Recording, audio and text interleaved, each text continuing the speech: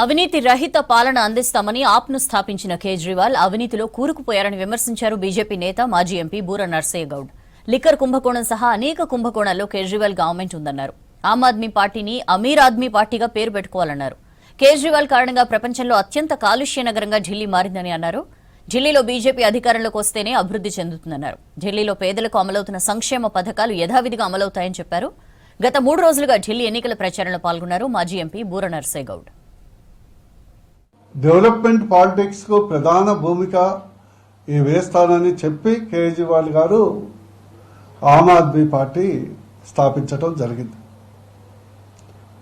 అదేవిధంగా ఆమ్ ఆద్మీ పార్టీ పేరు కూడా పెట్టడం అంటే సామాన్య ప్రజల పార్టీ.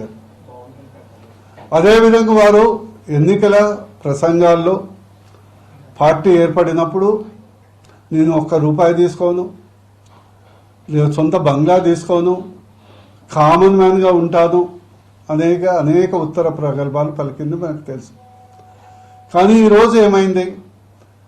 ఈ యొక్క 10-15 సంవత్సరాల ఢిల్లీలో ఈరోజు దురదృష్టం ఏంటంటే కేజ్రీవాల్ పుణ్యమా అంటూ ఈరోజు ప్రపంచంలో అత్యంత పొల్యూటెడ్ సిటీ విత్ 550 PMI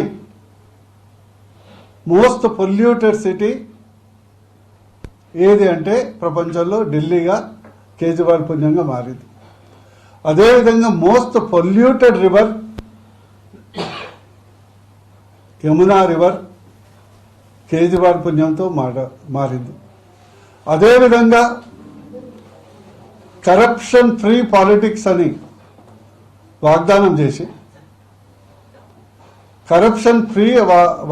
చేసి రాజకీయాల్లో ఏదైతే మోడీ గారు దేశం మొత్తం గత 3 టర్మ్స్లో పొలిటికల్ కరప్షన్ లేకుండా వారు పరిపాలిస్తుంటే ఈయన మొత్తం లిక్కర్ కుంభకోణం, హెల్త్ కుంభకోణంతో కొత్త వరడి